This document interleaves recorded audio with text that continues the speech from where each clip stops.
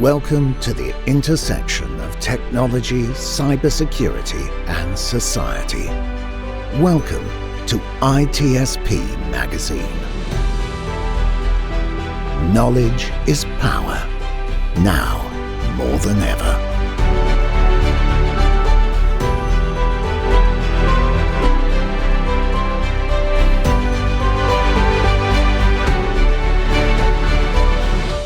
Marco. Sean. I feel that we get to peek behind the curtain today. Behind the curtain, that's kind of scary. But when you get in between the years, when the year change, either you look back or you look ahead. And we just talked about this before start recording, that it doesn't matter. You need to look backward to look forward anyway. So let's see what is behind the curtain. Exactly. What are we talking about today, Sean? Well, we get to have a ton of fantastic conversations with our friends in Imperva. A lot of the research they do and some of the things they see and how they get to help their customers navigate this crazy world of cybersecurity and application security and data security. And it's a lot of it is driven by research. And today we have the chance to actually learn more about that research. What's going on? What are they looking at? And who better than Oz himself behind the curtain of heading up all this intelligence. And I'm thrilled to have you on, Nadav. It's a pleasure to meet you, and excited for today's conversation. Thank you for having me. Well, I want to be clear on one thing. We're not thinking that you're like puffing smoke and making funny lights. The idea of the Oz is kind of like, foreseeing something, but in a good way, not in a bad way. Yeah, I didn't prepare any fireworks. All right. Let's not look too much behind the curtain. No, I think the point is you have to look at things and then also look inside yourself, right? So the intelligence is only as good as how you ingest it and use it in your own organization. And I think we'll probably touch on that as well. But before we do, can you give us a little background on who you are, what you're up to, maybe what led you to this role at Imperva? Yeah, right. Okay, so a little bit about myself. My name is Nadav Avital. I lead the Imperva threat research team in the last 3 years or so. Prior to that, I did many threat research roles, starting from security analyst, security researcher, data science, a little bit of reverse engineering, so a little bit of everything, really. And going even further back, like my background and my roots are in software development. This is like how I got started with everything. And after working in Imperva, I fell in love with the cybersecurity domain, and here I am. Yep. So I guess you always need a bunch of different experience to be able to get the bigger picture. It's some recurring theme that I'm finding in a lot of conversation in cybersecurity. Like you're got to be a little bit of a chameleon, but focus on a specific target. But look around and come from different aspects of the research. So I think you're, as we know, perfectly positioned to unveil these curtains. And then I'm not going to make that curtain joke anymore. But looking back, 2023, is that anything that really caught your attention, some trends that make you be like, okay, I can really pay attention to these things here?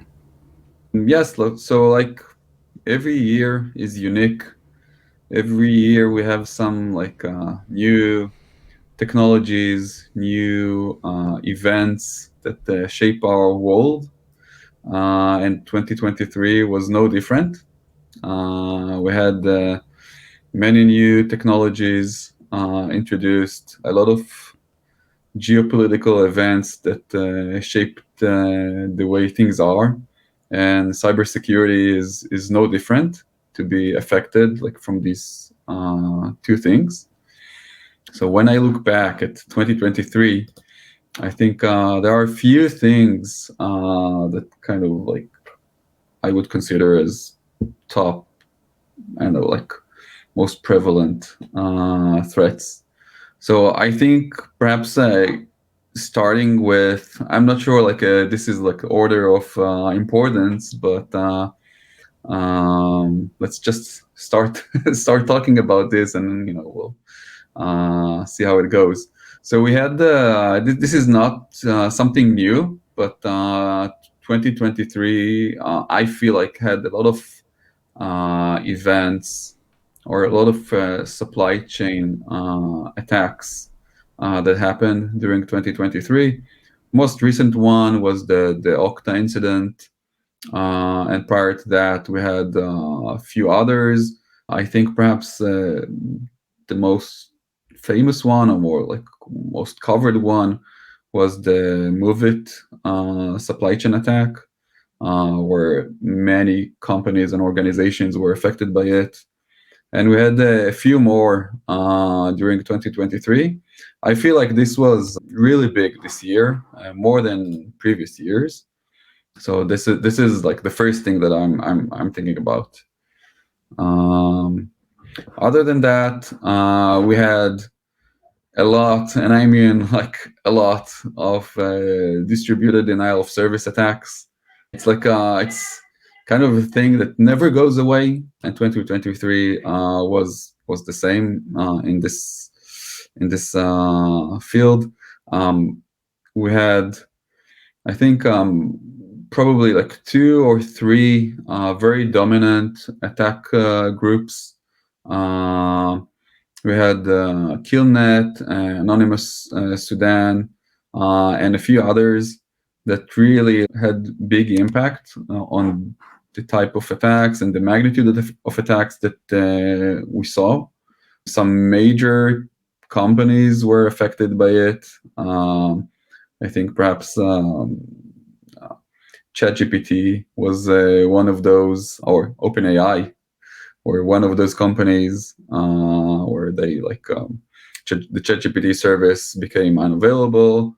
Also, Microsoft suffered from this, and the list goes on and on. So this is another big thing that happened in 2023. From what we saw in Imperva, actually, we saw a lot of attacks on what we consider to be business logic attacks. And like, if someone is not familiar with the term, as business logic attack is an attack that targets flows in the design and implementation of an application. And such flows can actually be exploited by attackers to manipulate legitimate functionality. So one of the most perhaps simple example for this is authentication, or like login process. This is something that almost every service or application has.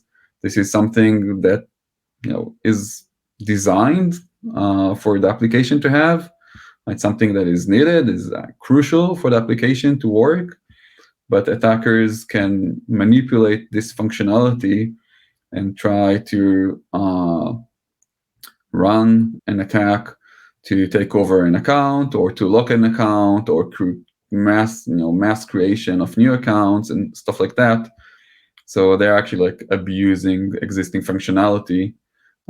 It's not like a 0-day or anything like this, but it's another type of attack. And what we saw in 2023 was a lot of attacks, a lot of business logic attacks coming our way, or our customers' way, with a major focus on APIs. So this is like kind of another like an attack within an attack, but APIs are only getting more dominant.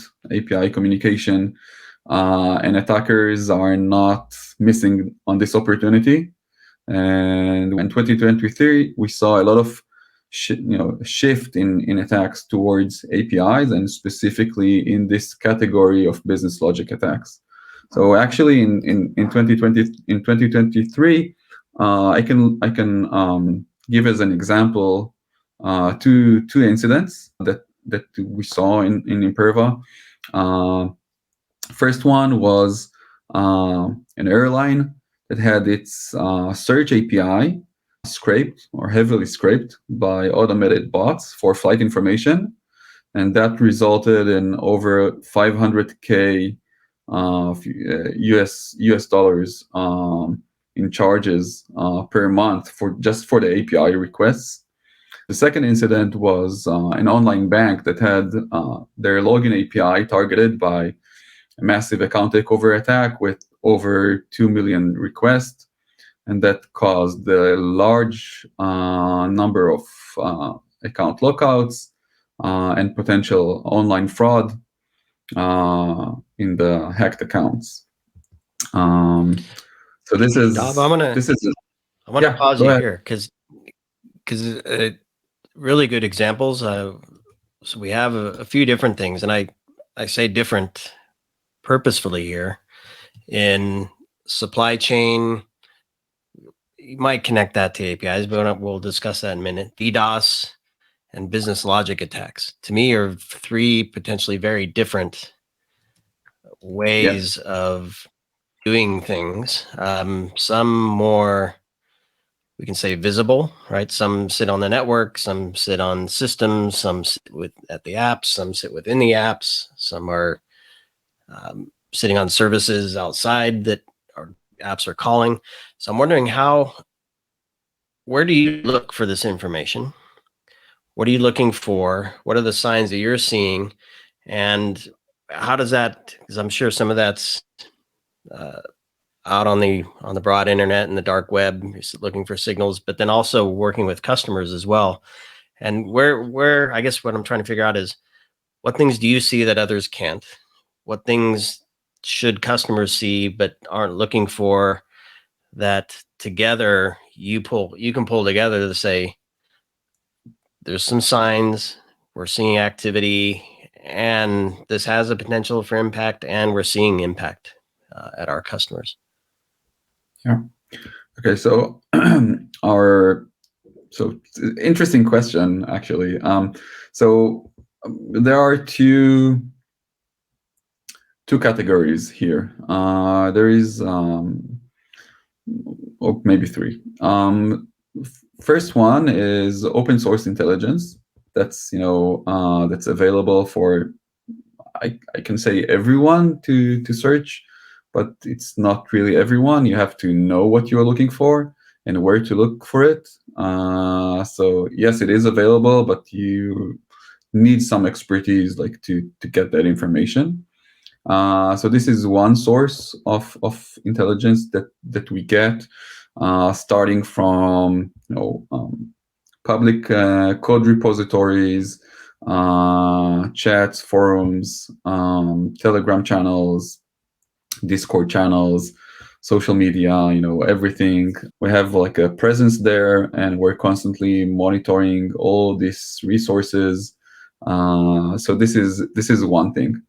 The other thing is, like you mentioned, we have the deep web or the dark web resources. This is again something. It's not. You need to have some knowledge about what you're trying to search and what you're looking for. Looking for stuff like proof of concepts, exploits, discussions about zero-day vulnerabilities, stuff like that. And the third category, which makes us our knowledge unique, is everything that we see from the sensors that we deploy around the globe. And this is, we have network of honeypots that we're using, and also all the thousands of customers that we are actually protecting, and like we see all the traffic and all the attacks on a daily basis, on an hourly basis, and this is like a major, huge amount of data.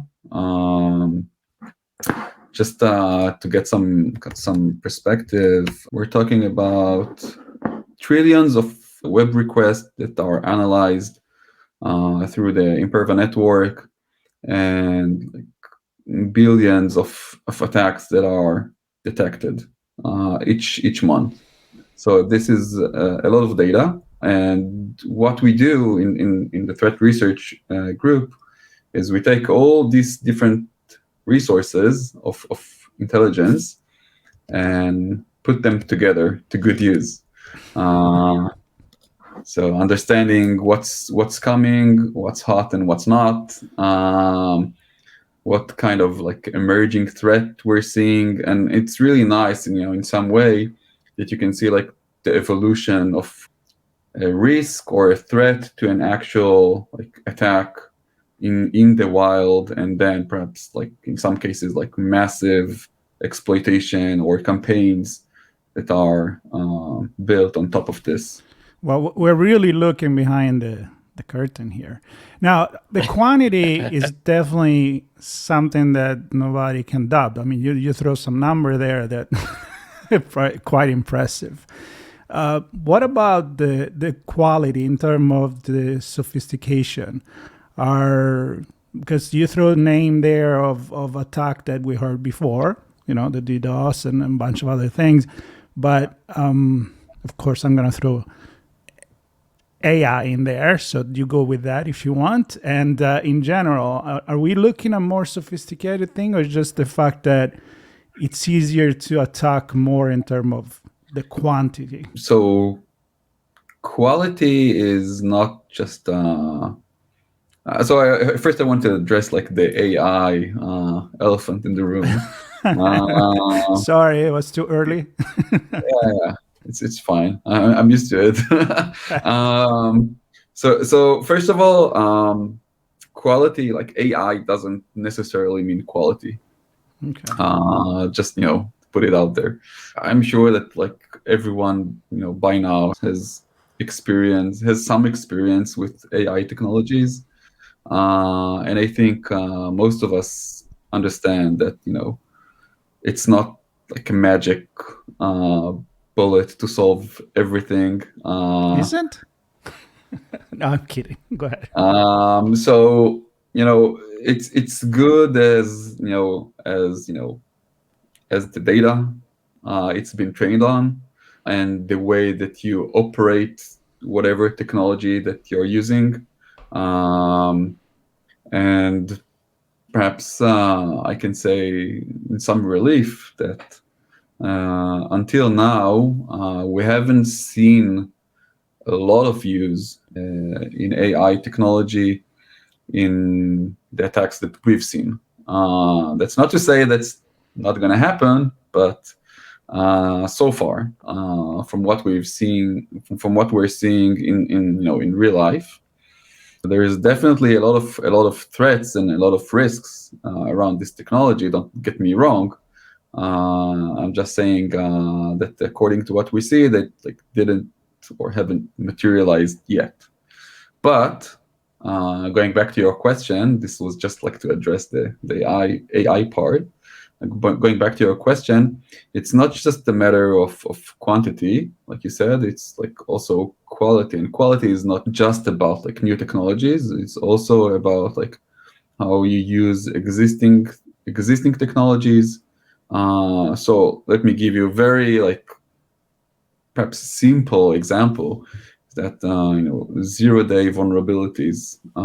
So like the vulnerabilities on their own category of vulnerabilities are not new. Like we have like the OWASP top 10 risk. It's been around for, I don't know, like dozen of years, perhaps more. So like everyone know like command injection and I don't know, like path traversal, SQL injection, stuff like that. And it's not new. but we're always surprised to see how these kind of old categories always turn up in new products, in new ways. And attackers are really, really good in both finding these vulnerabilities and also exploiting them. So going back to the example that I started with the MoveIt breach, this was not some kind of like a novel technology or exploit that was created. It's like a very kind of like old and classic SQL injection vulnerability that was found in the MoveIt file transfer system. And attackers took it with two hands. Perhaps you've heard about the CLOP organization or CLOP cyber group that made a fortune out of it, deploying this attack. This ransom, they created these ransomware attacks based on the MoveIt vulnerability, impacting more than 600 organizations. So, I mean, if you talk about quality, this is, not always you have to go, to the most advanced thing to have like a quality attack. But what I'm getting from this is more of a more creative way to use the tool that you already have, right? Applying a different way to kind of something new with something old. That's where I'm going with this. Yes, and this is just one example. Other examples of like quality attacks is, I think, what we're seeing in specifically, and I mentioned that in business logic attacks. So business logic attacks are, in many cases, attackers are trying to mimic some kind of a human behavior and human characteristics, because it's about like this business logic that you're like an operation or functionality that a human being would do. Take, for example, the process of like a digital purchasing. So you need to log into a specific service. Let's say you're buying shoes. So you need to log into, I don't know, like Boots or I don't know, anything else. Browse through the variety of shoes that they have. Choose the ones that you like in your budget. Add them to your cart. Go to the check-in page. Do the payment. The checkout page. Do the payment.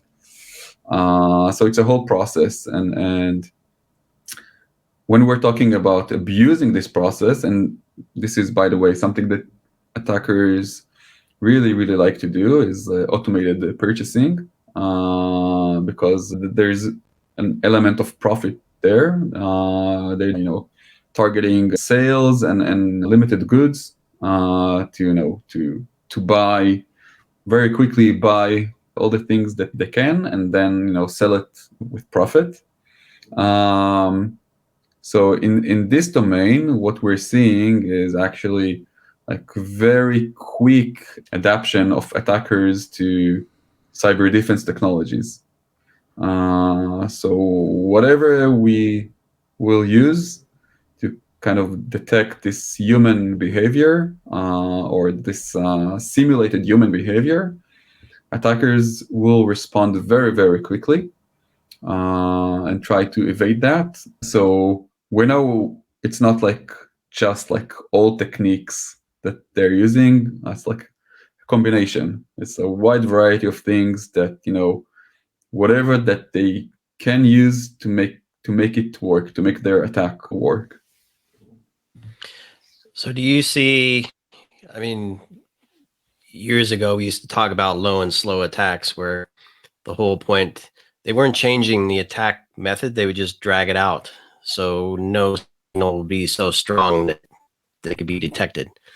Where I feel like today, perhaps technology enables dozens, maybe hundreds of attacks in different ways to see what works, and who cares if we get detected on one because we have 99 more operating somewhere else.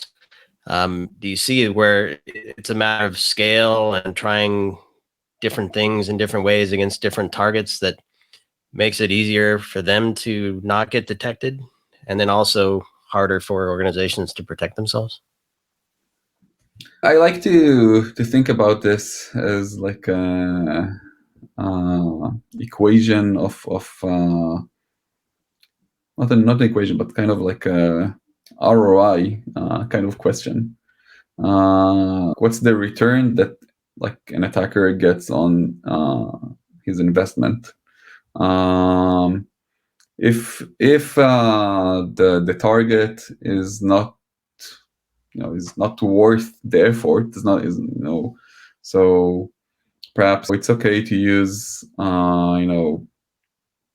well-known, easy to develop or easy to use or cost techniques. But if the target is very lucrative, then it might be worth it for the attacker to invest time and resources to develop some novel kind of approach to get to this target. So it all depends, I think, in attackers' motivation and what they're trying to achieve, really. And you have very a lot of tools. Some of them are very easy to use. Perhaps like for if you want to do like off-the-shelf tools, you might get lucky, but perhaps like the return on your investment, you didn't invest a lot, but the return will also be like not very high.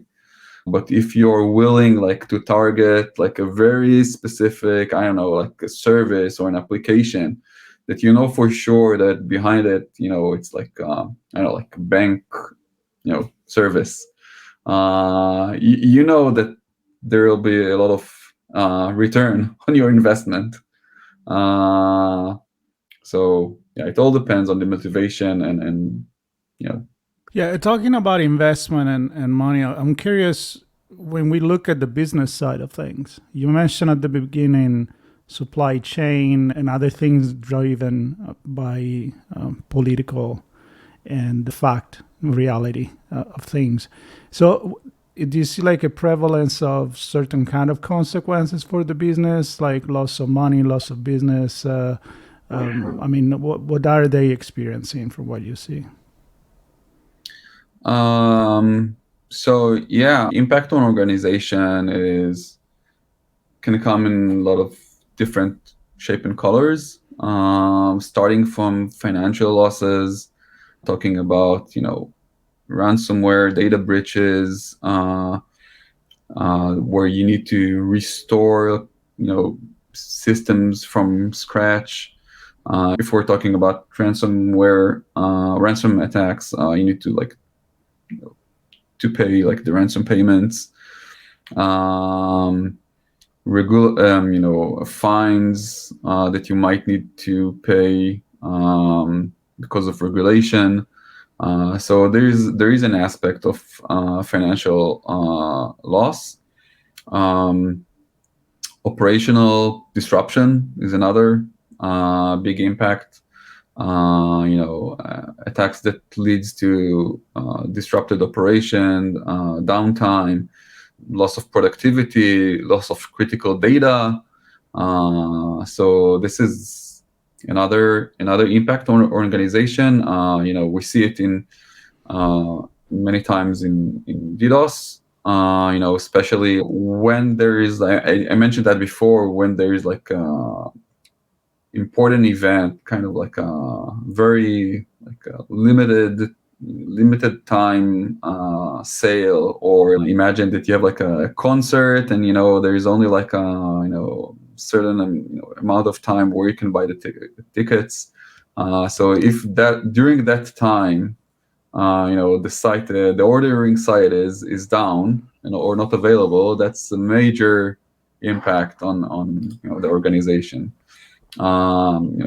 another example was just recently, the holiday season, Black Friday, Cyber Monday, you name it. If the retail site is down or not available, this is a serious impact on the business.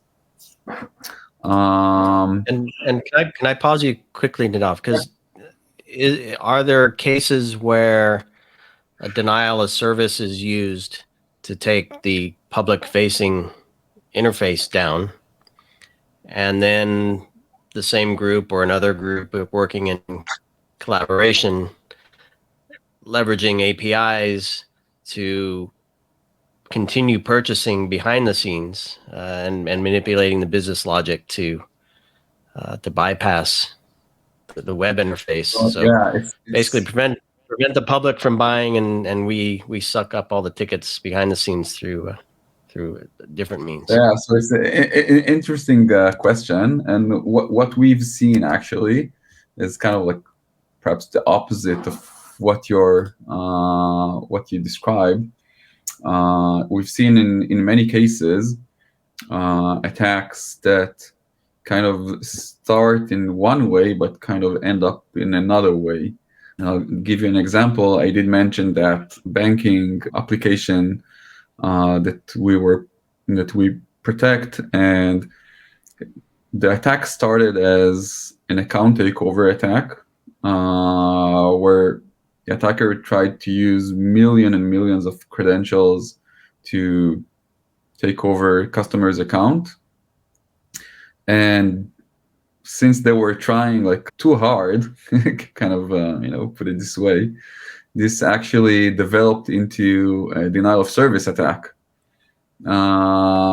where the site can become unresponsive suddenly, just from the sheer volume of of the operations that they tried to do. So yeah, I mean, it's not exactly what you asked, but it's kind of like a opposite direction to it.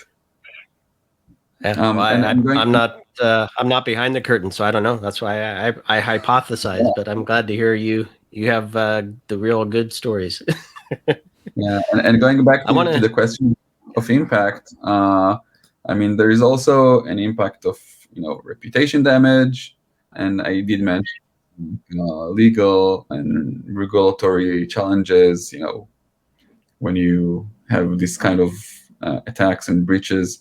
And by the way, like interesting example, I mean, there was just recently, I don't remember exactly like the name of the attack group that did this, but as you might know, in the United States, organizations are required to report to the SEC of any major cybersecurity event. And there was this attack group, I think, if I'm not mistaken, it was Black Hat, but don't catch me here, that sent in the ransom note, they told the company, if you don't pay out, we're going to report you to the SEC.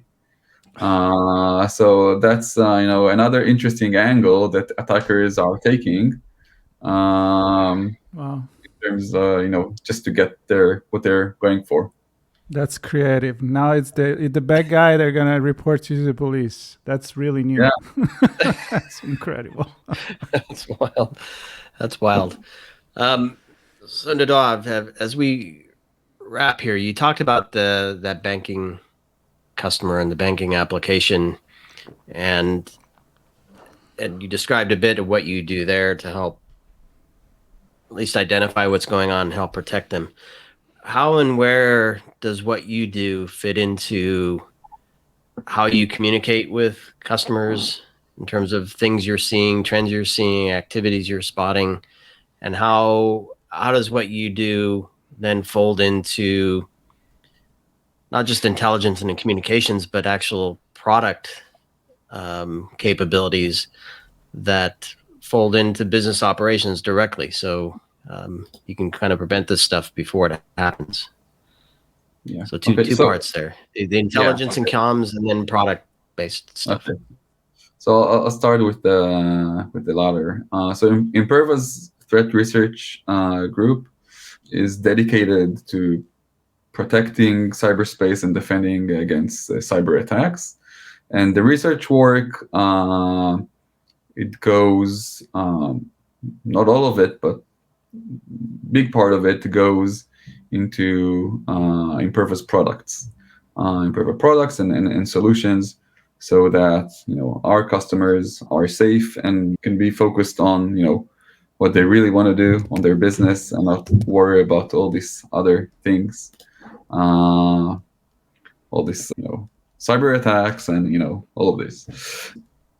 So we're working with different functions within the company to take all the stuff that we see, all the new protection, mitigation that we develop, to productize it and put it into good use in Imperva's solutions that are later on deployed and are used in the real world.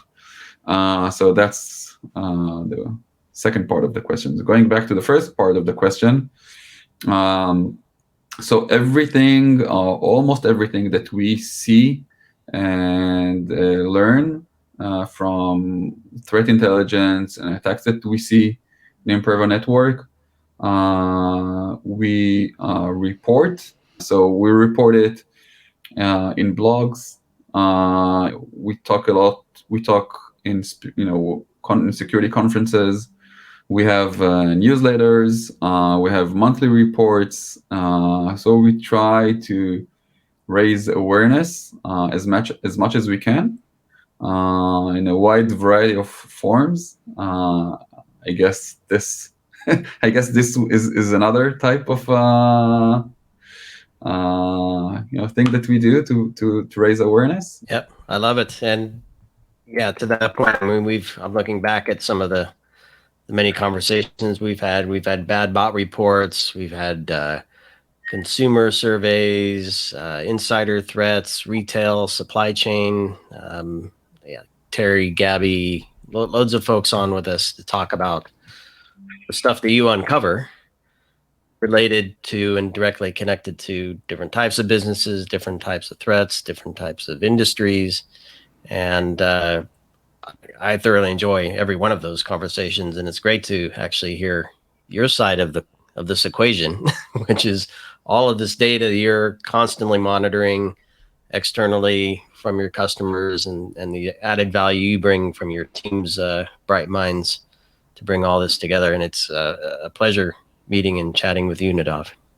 Yeah, and I'm going to say something here because we pack all this conversation and we had many. Like Sean said, with Imperva, they're all on a page dedicated to Imperva on ITSP Magazine. So I want people to listen to this, to go there, because there is a lot of different topic. We talk about AI with Ron Benatar. That was a very fun conversation. There is one with Kunal. So, I mean, I think it's a library of knowledge that comes from Imperva and that people should definitely check out and share. And always a pleasure to talk with you guys. It's either behind or in front of the curtain. It's always fascinating. Well, I was happy to be here. Yeah, very good. And I don't know if you had any final words for those listening, how they can connect with you and your team. Yeah, we're just about to launch a new section in Imperva website dedicated to Imperva threat research. So there's there's this to wait for. But I mean, you can browse in Imperva website under usually the blog section. You can find a lot of interesting things that we report on. Not only attacks that we're seeing, but also attacks that we're uncovering. 0 days, new vulnerabilities that we uncover ourselves. So just in the last year, we've uncovered, I think it was 6 or 7 unknown security vulnerabilities in many different platforms. starting from Google Chrome, OpenSea, NFT market, and many, many more. So always interesting to read about this as well. So not only what we're seeing, but also stuff that we prevent from happening to other people, and the webpage that hopefully will be up and running in the next few days.